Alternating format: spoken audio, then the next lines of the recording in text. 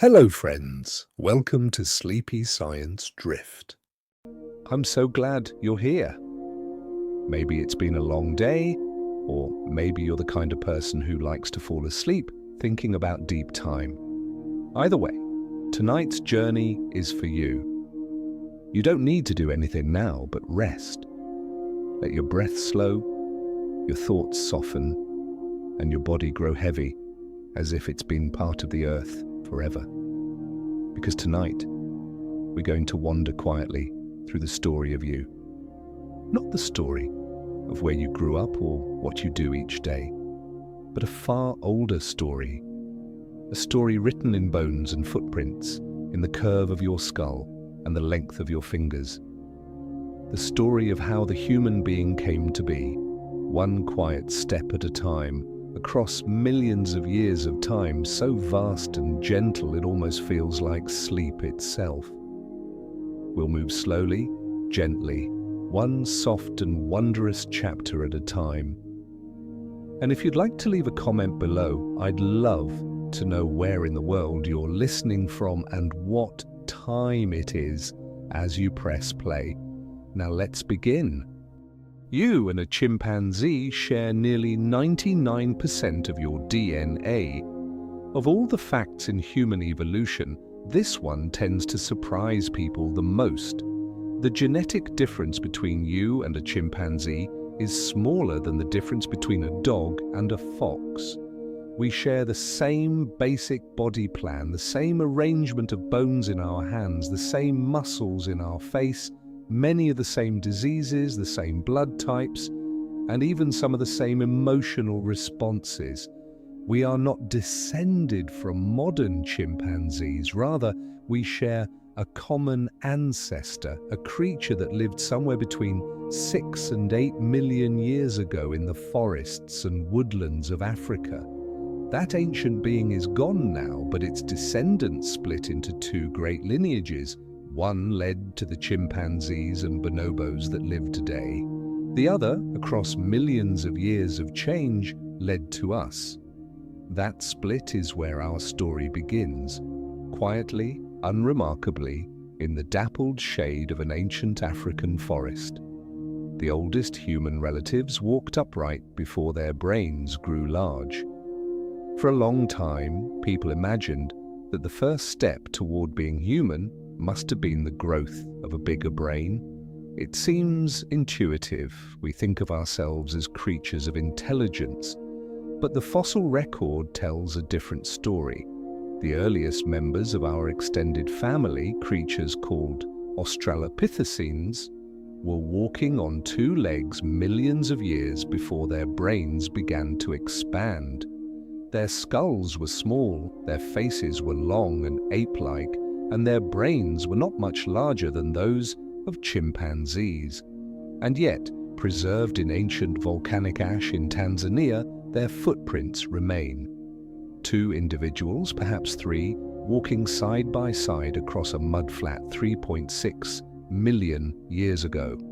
Those footprints, discovered at a place called Letoli, are unmistakably human in form. The arch of the foot, the push of the big toe, the stride pattern. Whoever left them walked very much as you do now. Upright walking came first.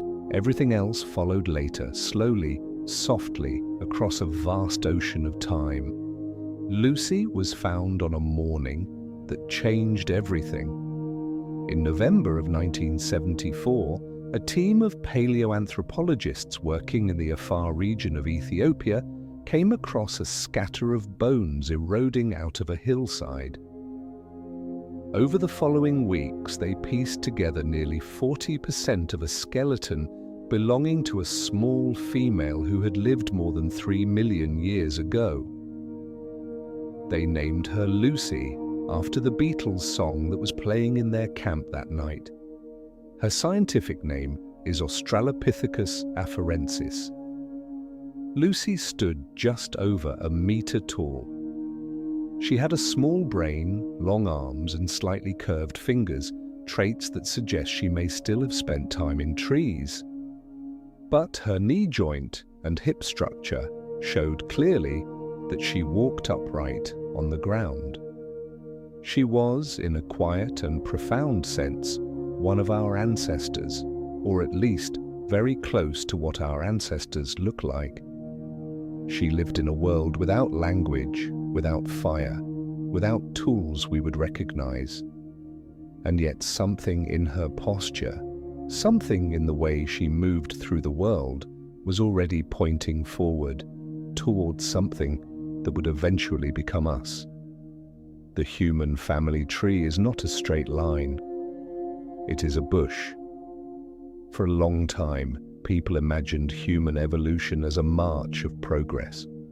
A stooped, ape-like creature, slowly standing upright, growing taller, thinking larger, eventually becoming modern humans in a neat and orderly procession. But the real story is far more tangled and more beautiful. At various points in our evolutionary past, there were not one, but many different kinds of human-like beings alive at the same time. Different species with different body shapes, different brain sizes, different tools, different ways of living. Some were tall and lean, some were short and robust, some made sophisticated stone tools, some made almost none at all. Most of these lineages eventually faded away, but for millions of years, the world was home to a whole quiet gathering of hominins, the scientific family that includes all human species, past and present. We are the last ones standing, though not because we were destined to be. Simply because we were the ones who happened to survive. Walking upright freed the hands, and the hands changed everything. When our ancestors began walking on two legs, something quietly extraordinary happened. Their hands were free, no longer needed for moving across the ground. They were available for something new. At first, those free hands were used for carrying, for holding food, for gesturing, but over time, freedom of hand became something more remarkable. The ability to make and use tools. The earliest stone tools we know of are around 3.3 million years old, found in Kenya at a site called Lomekwi. These are simple, rough-edged stones, but they represent something astonishing. An animal that looked at the world and thought, I can change this. I can shape this rock into something more useful than it already is. Tool-making requires planning. It requires holding a future action in the mind before performing it. And it requires precise, coordinated movements of the hand and fingers that gradually, across generations, reshape the brain itself. The hand and the brain evolved together, each one pulling the other forward in a quiet and ancient dance. Fire may have shaped the human brain. Around 1.8 million years ago, a new kind of hominin appeared in Africa. Homo erectus was taller than earlier human relatives, with longer legs built for walking and running long distances. And crucially, Homo erectus had a noticeably larger brain than anything that had come before.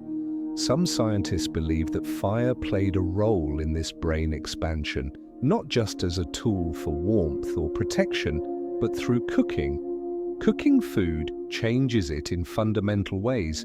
It breaks down tough fibers, kills parasites, and most importantly, makes calories far easier to extract. A cooked root provides much more usable energy than a raw one. A cooked piece of meat is easier to chew and digest. The human jaw and gut shrank over evolutionary time, likely because cooking was doing much of the digestive work for us. And the energy saved from smaller guts could be redirected. The brain, which is extraordinarily costly to run, could afford to grow larger. Every meal you have ever eaten has, in some quiet way, a connection to those ancient fires glowing in the darkness 2 million years ago. Homo erectus walked out of Africa and into a wider world. Around 1.8 million years ago, groups of Homo erectus began moving beyond Africa for the first time. They spread into the Middle East, into Asia, and eventually into Europe. Fossils of Homo erectus have been found across an astonishing range, from the shores of the Mediterranean to the islands of Southeast Asia. These were not deliberate migrations in any modern sense. They were slow, generational movements, a group of people following game animals moving a little further from where they had been born, settling for a time, and then their descendants moving a little further still. Over thousands of generations, Homo erectus spread across much of the world. They built fires, made hand axes, and survived in environments ranging from tropical forests to cold northern plains. They were remarkably successful. Some populations of Homo erectus persisted in parts of Asia for well over 1 million years. They were in many ways not so different from us, curious, adaptable, enduring. The Neanderthals were not primitive brutes, they were people. For much of modern history, Neanderthals were imagined as slouching, grunting cave dwellers, the opposite of everything we consider human. That picture has been almost entirely overturned by modern science. Neanderthals, who lived across Europe and Western Asia from roughly 400,000 to 40,000 years ago, had brains as large as ours and in some cases larger. They buried their dead, sometimes placing flowers or ochre in the graves. They made jewelry from eagle talons and shells. They cared for their injured, as shown by skeletons of individuals who survived serious injuries for years, suggesting they were looked after by others. They made sophisticated stone tools. They cooked food.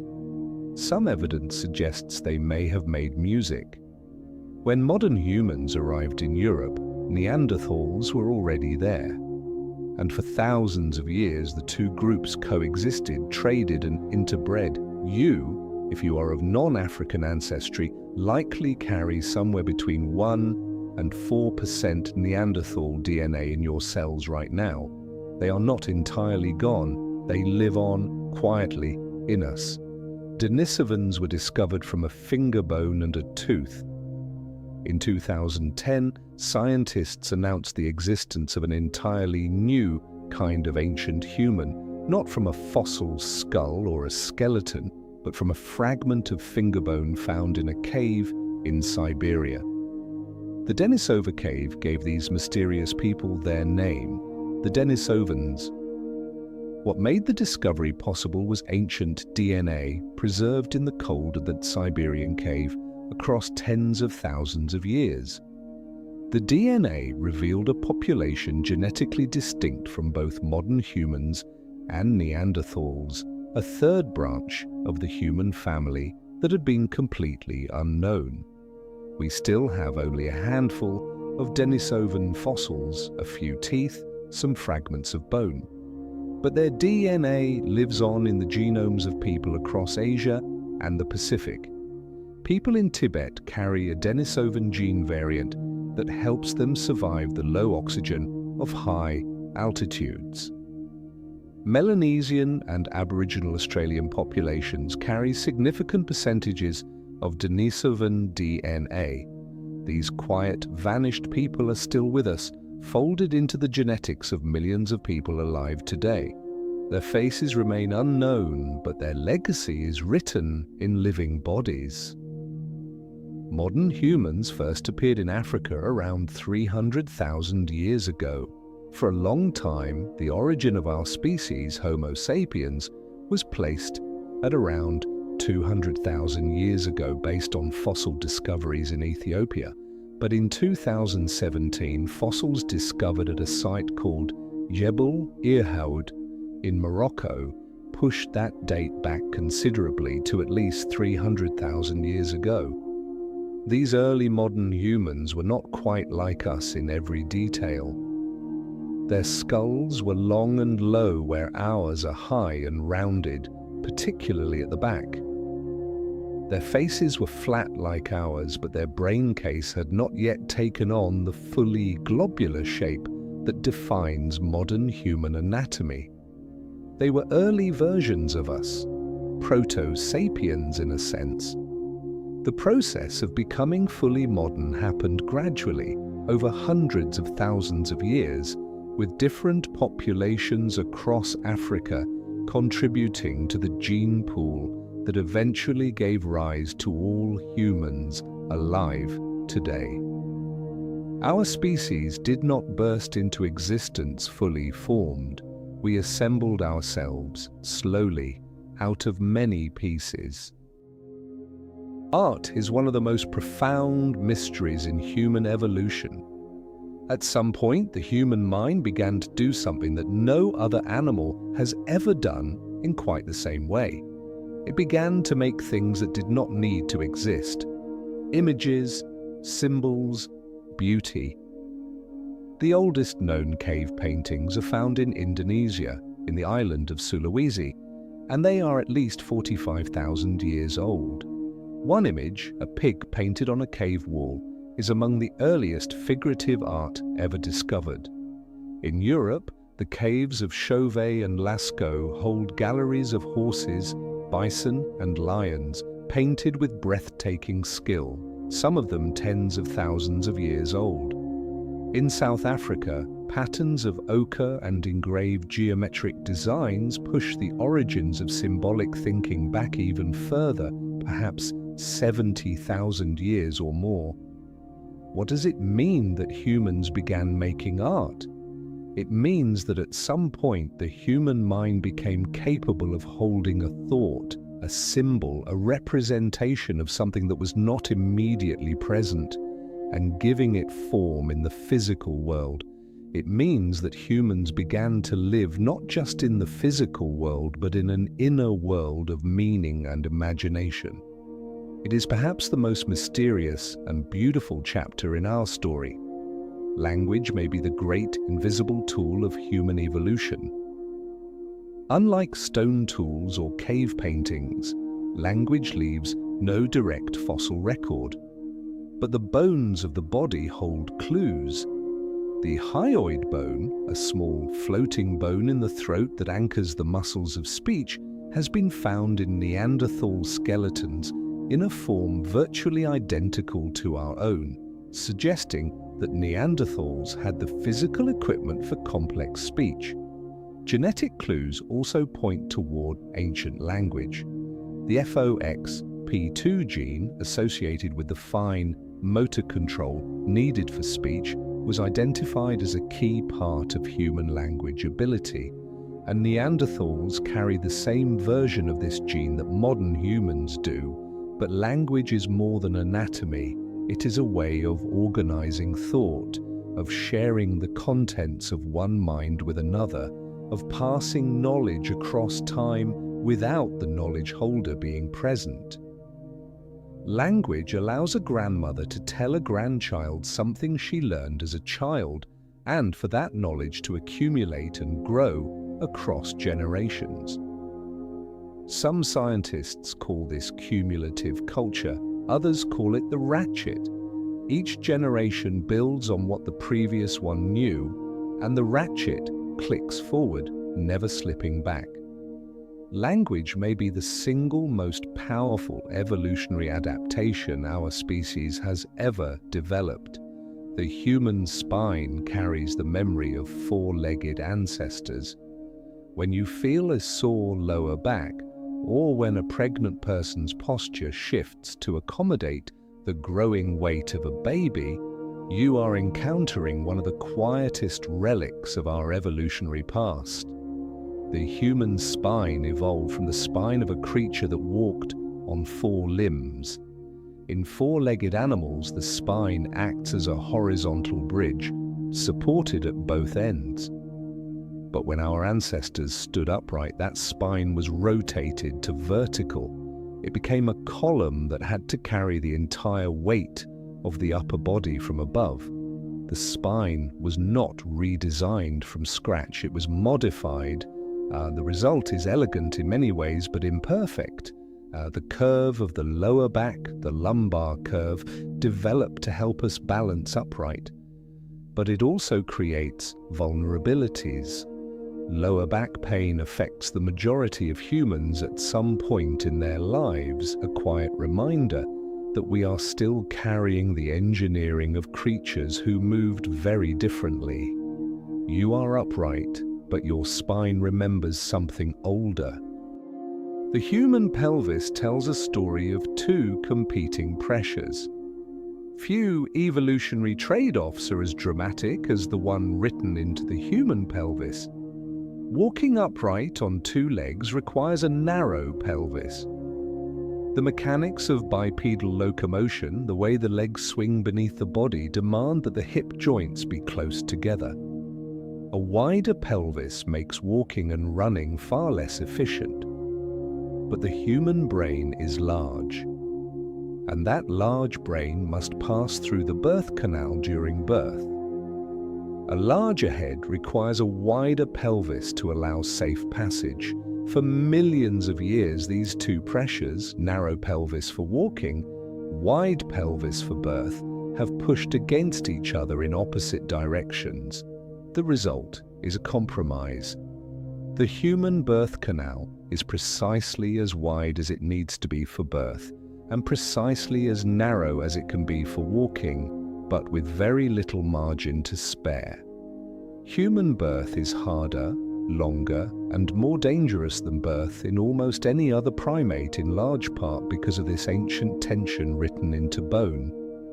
Babies are born at an earlier developmental stage than other primates, still very helpless and dependent.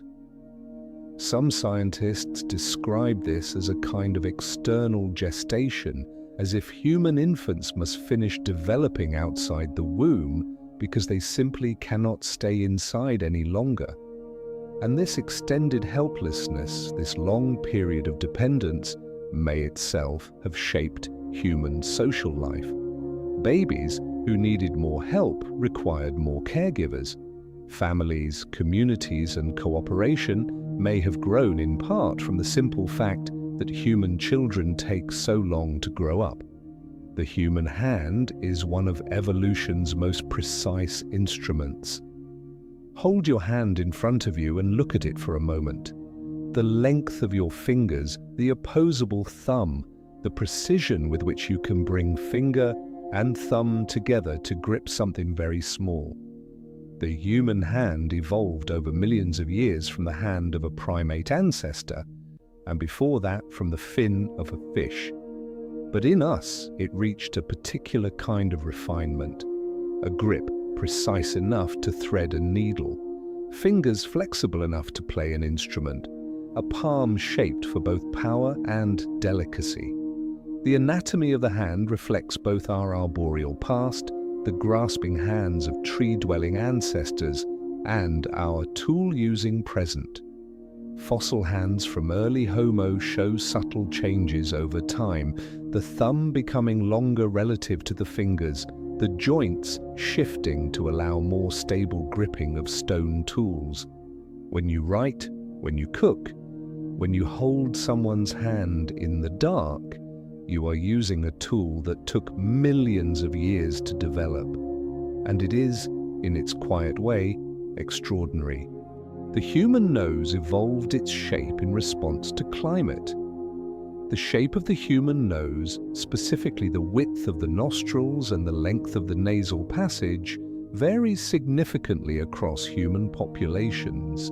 And those variations reflect something real about the environments in which different groups of people lived for thousands of years. People whose ancestors lived in cold, dry climates tend to have narrower nasal passages. These longer, narrower passages warm and humidify the cold air before it reaches the lungs, protecting delicate lung tissue from damage. People whose ancestors lived in warm, humid climates tend to have wider nasal openings, which allow air to move more freely and efficiently in conditions where warming and humidifying are less necessary. These differences evolved independently in different parts of the world, shaped by the simple reality that breathing cold, dry air without preparation is hard on the lungs.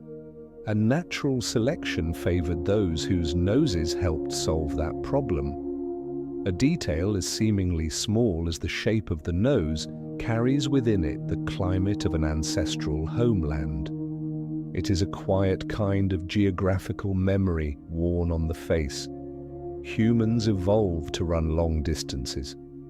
Compared to almost any other animal, humans are poor sprinters. A cheetah would leave us far behind. Even a horse would outpace us in a short race. But over very long distances, something remarkable happens. Humans are among the best long-distance runners on Earth. We have long legs relative to our body size. We have the ability to sweat across almost our entire body surface, allowing us to cool ourselves as we run, something very few animals can do. We have a neutral ligament at the back of the skull that stabilizes the head during running. We have short toes and an arched foot that act as springs. We even have a special reflex that keeps the upper body stable while the legs are moving. All of these features point toward an evolutionary history of long-distance pursuit.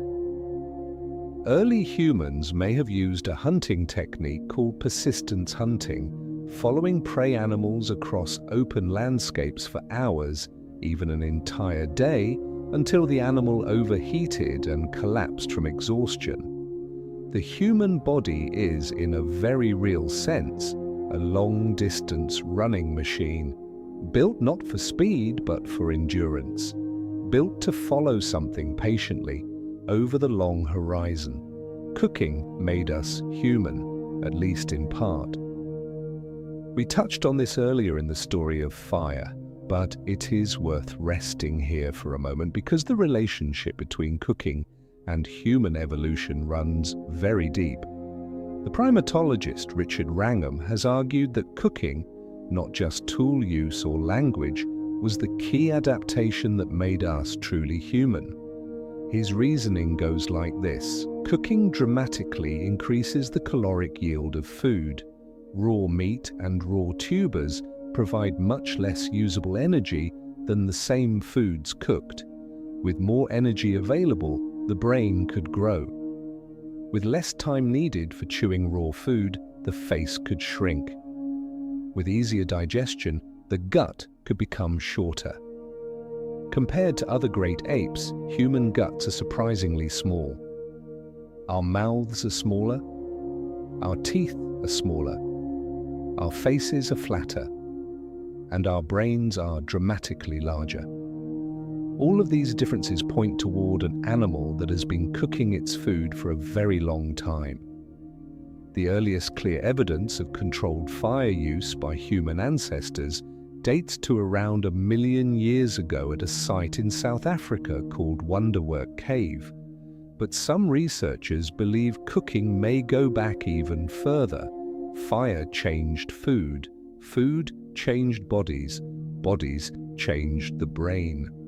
And the brain changed everything else. Every fire that has ever glowed in the darkness of human history is part of that long, quiet chain.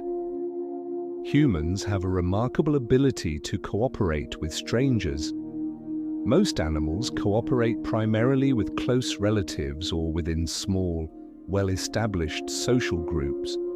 Cooperation among strangers is rare in the animal world, but in humans it is commonplace. We trade with people we have never met.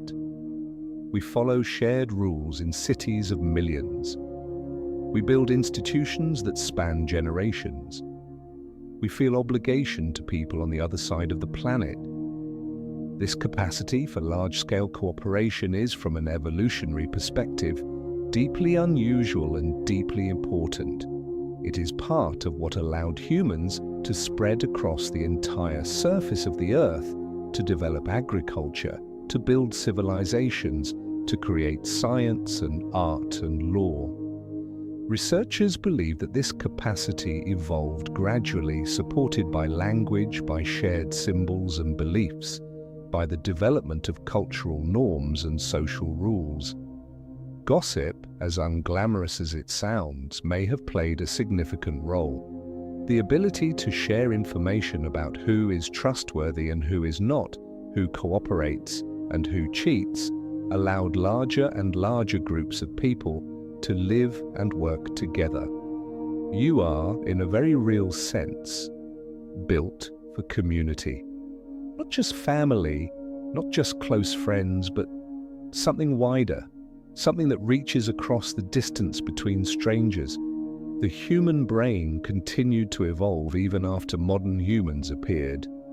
It is tempting to imagine that evolution stopped when modern humans arrived. That once we had become Homo sapiens, the story of biological change was over and history took its place. But that is not true. The human brain and the human genome have continued to change across the last 300,000 years, and in some ways the pace of change increased after the development of agriculture about 10,000 years ago. Genes associated with brain development, including a gene called ASPM and another called microcephalin, show signs of having been under strong natural selection even in the last few thousand years. Exactly what changes these genes brought about and why is still a subject of research and debate. But the broader point is clear. We are not a finished product. The human body and brain are not the endpoint of a journey. They are a moment in one, a snapshot taken in the middle of a process that continues to unfold. The story of human evolution is not over. It is simply continuing in ways that are too slow and too subtle for any one lifetime to see clearly. The oldest known human footprints tell a quiet story. In Kenya, on the eastern shore of Lake Turkana, a set of fossilized footprints was discovered that dates to approximately 1.5 million years ago. They were made by a group of Homo erectus individuals, perhaps 5 or 6 of them, walking together across a mudflat. The footprints are startlingly modern in form: the arch, the heel strike, the alignment of the toes. These individuals walked in a way that would be barely distinguishable from the way you walk. Looking at those prints, it is possible to feel something across an enormous distance of time. These were social animals. They moved together. Perhaps they talked or called out to one another. Perhaps they were hunting or looking for water, or simply moving from one place to another for reasons that made sense to them in the moment. They left their marks in the mud, and the mud dried and turned to stone and waited 1.5 million years for someone to find them. There is something deeply peaceful about that image.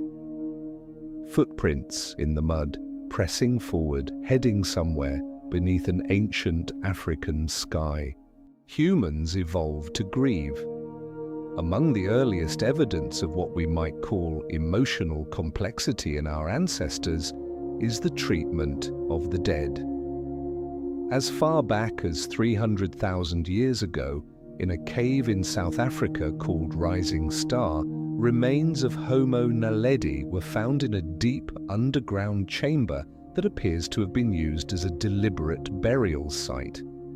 Homo naledi had a very small brain, about 1/3 the size of ours, yet they seem to have treated their dead with intention. Neanderthals buried their dead in shallow graves, sometimes with objects placed beside them. In a cave in Iraq called Shanidar, a Neanderthal burial was found surrounded by pollen from flowers, suggesting that flowers had been placed in the grave. The ability to grieve is, in a strange way, an evolutionary adaptation. It reflects deep attachment to others, a recognition of loss, and perhaps the beginning of an understanding of mortality itself. Creatures who form deep bonds with others and who suffer when those bonds are broken may care more for their group, may cooperate more fully, may invest more in protecting the ones they love. Grief is not a flaw in the human design. It is a sign of how deeply we are built to connect. The evolution of skin color is a story about sunlight and survival. Human skin comes in a remarkable range of colors, and that variation is one of the most visible examples of evolution in recent human history. In regions close to the equator, where sunlight is intense year-round, darker skin evolved as a protective adaptation. Melanin, the pigment that darkens skin, absorbs ultraviolet radiation and protects the DNA in skin cells from damage. It also protects folate, a B vitamin essential for healthy fetal development, which can be broken down by intense UV light. In regions far from the equator, where sunlight is weaker and winters are long and dark, lighter skin evolved as an adaptation in the opposite direction. Lighter skin allows more UV light to reach the deeper layers of skin where vitamin D is synthesized. Without enough sunlight to make vitamin D, bones weaken and health deteriorates. Different human populations arrived at these adaptations independently through different genetic mutations, meaning that dark skin in Africa and dark skin in southern India, for example, are related but not genetically identical solutions to the same environmental challenge. Skin color is not a marker of deep biological difference. It is a thin surface adaptation, a few genes among tens of thousands, shaped by latitude and sunlight. Underneath, we are profoundly similar. Dogs were the first animals humans ever domesticated, and they may have shaped us as much as we shaped them. The domestication of wolves into dogs began somewhere between 15,000 and 40,000 years ago, making dogs our oldest animal companions by a very wide margin. Dogs evolved from wolves that were willing to approach human camps, perhaps scavenging food scraps. Over generations, those less fearful individuals bred with each other, and the result gradually was an animal that was not only tolerant of humans but deeply attuned to them. Modern dogs have evolved remarkable abilities to read human social cues. They can follow a pointed finger to find an object, a skill even chimpanzees struggle with. They can read human facial expressions. They understand the difference between a welcoming look and an angry one. But the relationship may have changed humans too. Dogs served as hunting partners, guards, and companions across the crucial period of human prehistory. Groups of humans who had dogs may have been more successful hunters, more secure at night, better fed. The presence of dogs may have shaped which human groups thrived. There is something quietly profound in the thought that the bond between humans and dogs is not just sentimental. It may be written into the deep structure of what we became. Agriculture changed the human body and the human story. Around 10,000 years ago, something remarkable began to happen in several places around the world, more or less independently. Groups of humans began to cultivate plants and keep animals rather than living by hunting and gathering alone. The Fertile Crescent in the Middle East, the Yellow River Valley in China, the highlands of New Guinea, the forests of the Amazon. In each of these places and others, people began to manage their food supply in a new way. The effects on the human body were dramatic and not entirely positive. Early agricultural populations tended to be shorter than their hunter-gatherer contemporaries, evidence of poorer nutrition. They showed more signs of infectious disease because living in settled communities close to domesticated animals created ideal conditions for the spread of illness. Dental health often declined as diets shifted toward starchy, sticky foods. But agriculture also allowed populations to grow. More food meant more people. More people meant denser settlements, greater division of labor, the accumulation of surplus, and eventually the development of cities, trade, writing, and all the complex machinery of civilization. The human world we inhabit today, its cities, its institutions, its food systems, its conflicts, and its beauties, all of it grew from that first quiet decision to tend a seed. The human skull changed shape as our diet changed. The skull of a modern human looks noticeably different from that of our earlier ancestors. Our faces are flatter. Our jaws are smaller. Our brow ridges are reduced or absent. And at the back of our skulls, we have a high, rounded brain case that rises almost vertically above the face. These changes happened gradually over millions of years, and they reflect many things. The growth of the brain, changes in diet, the development of cooking and food processing, the reduction of the heavy jaw muscles needed to chew raw, tough foods. In earlier hominins, large jaw muscles attached to a bony ridge at the top of the skull, called a sagittal crest. As those muscles shrank, the crest disappeared and the top of the skull became available to expand, allowing the brain to grow in new directions. Even within our own species, over the last 10,000 years, the human skull has continued to change. As diets became softer with the development of cooking and agriculture, jaws have become smaller and teeth more crowded. Wisdom teeth, which once fit comfortably in larger jaws, now frequently cause problems because modern jaws have simply run out of room. Your skull is a record of everything you have eaten and everything your ancestors ate across a very long time. Some of our most important evolutionary advantages are invisible. When we think about what makes humans successful, we often think about the obvious things: big brains, upright walking, language, tools. But some of our most significant adaptations are quiet and hidden. The human immune system, for instance, carries a complex archive of ancient infections. Parts of the immune system have been shaped by encounters with pathogens going back millions of years. Some of the genes most subject to rapid evolutionary change in humans are immune-related, engaged in a never-ending arms race with viruses and bacteria.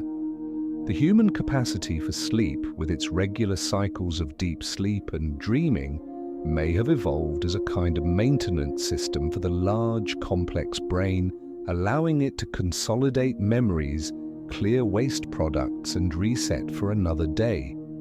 Even the pace of human development, the long childhood, the relatively late maturity compared to other primates, is an evolutionary adaptation.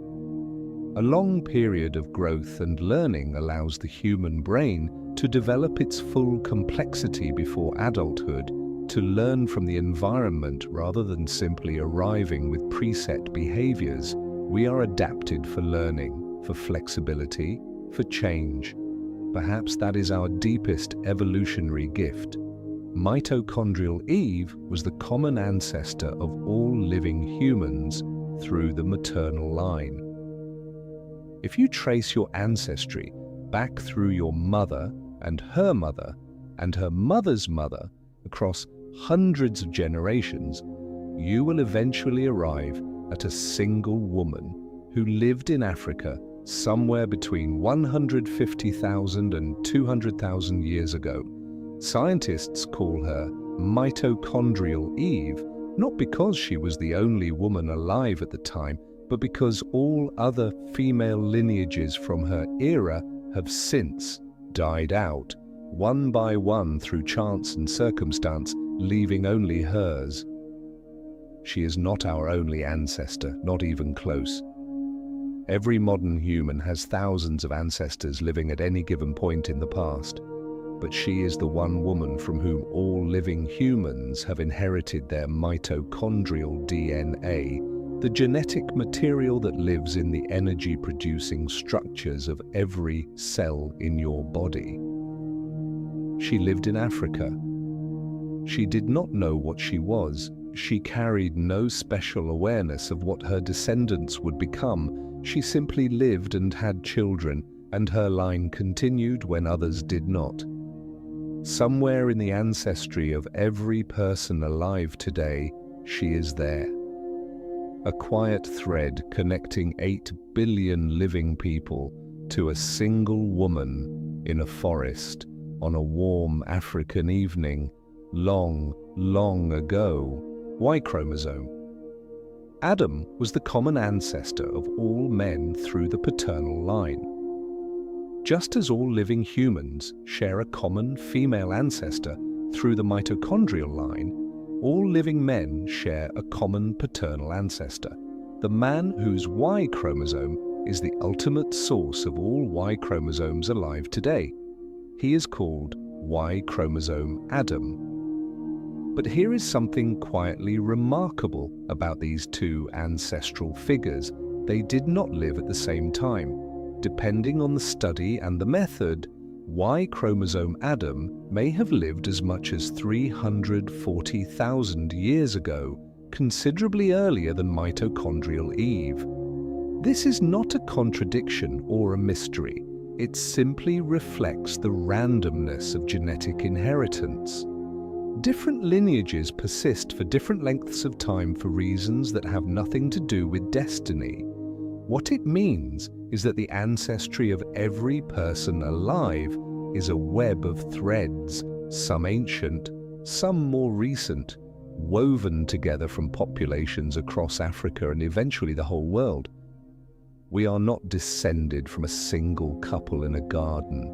We are descended from a vast community of people, diverse and scattered, connected to each other in ways that only time and science have begun to reveal. The Great Migration out of Africa began quietly, one shore at a time. Modern humans lived in Africa for many thousands of years before a small group began to move into the wider world. The out-of-Africa migration, as scientists call it, most likely began somewhere around 70,000 years ago, though perhaps earlier. Groups of humans, possibly following coastlines and river valleys, moved into the Arabian Peninsula. From there, across tens of thousands of years and hundreds of generations, their descendants spread into South Asia, East Asia, Australia, and eventually into the cold northern regions that would become Europe. The peopling of the Americas came last when groups of humans crossed the land bridge that once connected Siberia to Alaska and then spread south, reaching the tip of South America within thousands of years. By about 10,000 years ago, humans had reached every habitable corner of the Earth, from Arctic tundra to tropical rainforest, from high mountain plateau to Pacific island. No other large mammal has ever spread so widely or adapted to so many different environments. All of those billions of people, all of that extraordinary diversity of cultures, languages, and ways of life descend from those few early walkers who crossed out of Africa so long ago. Somewhere in every human being is that ancient restlessness, that reaching toward the horizon. Humans are the only animals that cook, and we have been doing it for a very long time. No other animal in the history of Earth has deliberately applied fire to its food.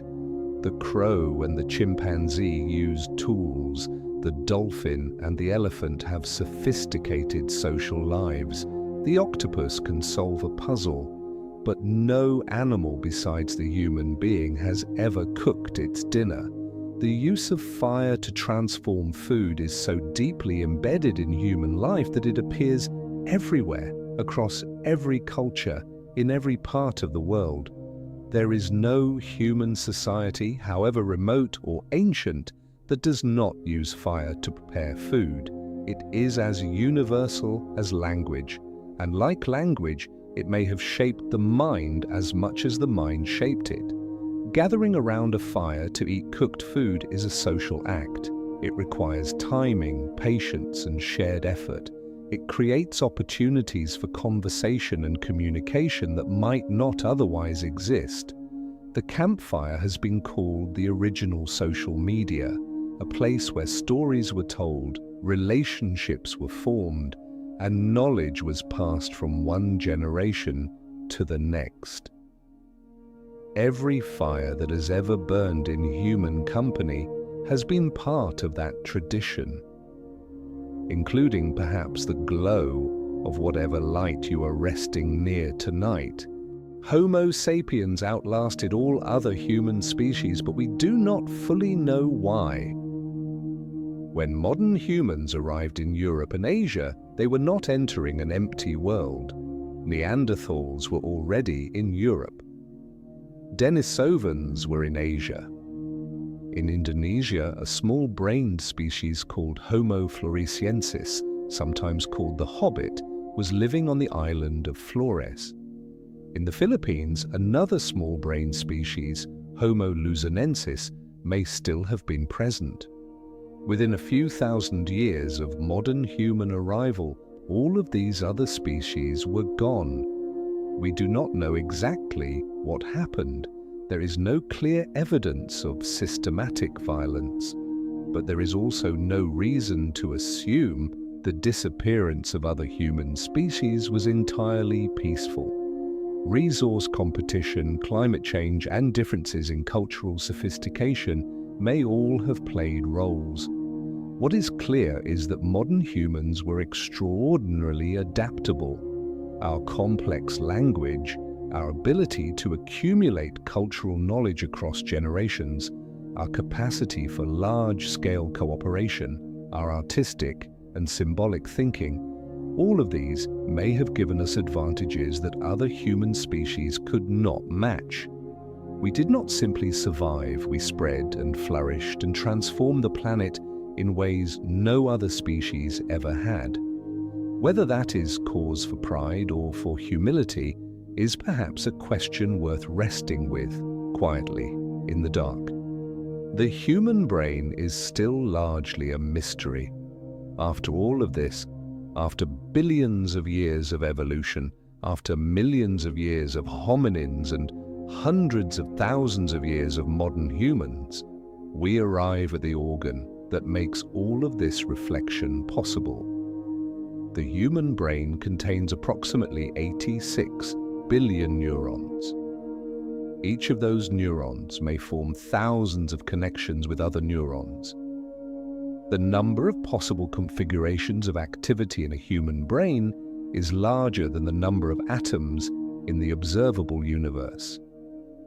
This is the organ that painted the caves of Chauvet, that ground the first stone tools, that stood at the edge of the African savanna and looked out toward the horizon, that loved and grieved and wondered. We understand it only partially. We can map its regions and measure its activity. We can trace the genes that built it. We can study the long evolutionary history that shaped it. But the deepest questions remain open. How does physical activity in a biological organ give rise to the experience of seeing red, or feeling longing, or understanding a poem? What is consciousness, and why do we have it? These questions may be the ones that take the longest of all to answer. And perhaps it is right that they remain open. An organ that could fully understand itself might have run out of something to wonder about. You are the sum of an ancient journey. Lie still for a moment. and feel the quiet weight of your own body. Your bones are shaped by the skeleton of ancient fish.